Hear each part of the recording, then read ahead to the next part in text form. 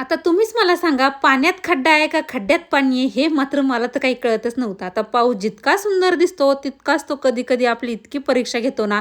आज सकाळपासून इतका जोरदार पाऊस सुरू झाला होता आणि मला जायचं होतं पार्कच्या स्कूलमध्ये पेरेंट्स मीटिंगला. तर तिथं जाऊन परत येईपर्यंत पाऊस काही थांबायचं नावच घेत नव्हता. म्हणून रिक्षाने घरी आले आणि आमच्या इथं कितीही वातावरण सुंदर असलं ना, तरी रस्ता मात्र हा असा मातीचा आहे.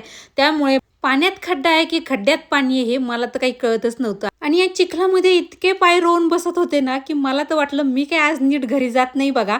कसाबसा तरी मी हे सगळं पार करून घरी आले. त्याआधी मला म्हणत होता, "चल तुला छोटंसं चहाचं तळं दाखवतोय." बघितलं याचं चहाचं तळं ना, की त्याला वाटत होतं त्या पाण्यातच खेळत बसावं काही की. कसाबसा त्याला त्या पाण्यातनं बाहेर काढून घरी घेऊन आले आणि घरी आल्यानंतर मात्र आहे ना, घरामध्ये जिथं रिकामी जागा दिसल तिथं सगळीकडे कपडेच कपडे. हा असा काहीसा धोबेघाट सध्या घराचा झालेला आहे. पार्कची ॲक्टिव्हिटी तर तुम्ही इथं बघूच शकता. आता काल मी तुम्हाला गाईच्या कोवळ्या दुधापासून पनीर बनवलेलं दाखवलं, पण त्यासोबत आहे ना चीक देखील दिला होता. त्याचाच आज खरवस बनवणार होते. आता खरवस रेसिपी मी काही तुम्हाला सांगत बसत नाही. ऑलरेडी ती आपल्या चॅनलवरती मी पोस्ट केलेली आहे. आता खरवस चवीला तर छान लागतोच, पण तो किती पौष्टिकही असतो हे मी तुम्हाला सांगायला नको. खरवस खाल्ल्याने भरपूर प्रमाणात आपली रोगप्रतिकारशक्ती देखील वाढती. चला, हा असा काहीसा होता माझा आजचा दिवस. भेटूयात नेक्स्ट व्हिडिओमध्ये. तोपर्यंत टेक केअर अँड बाय.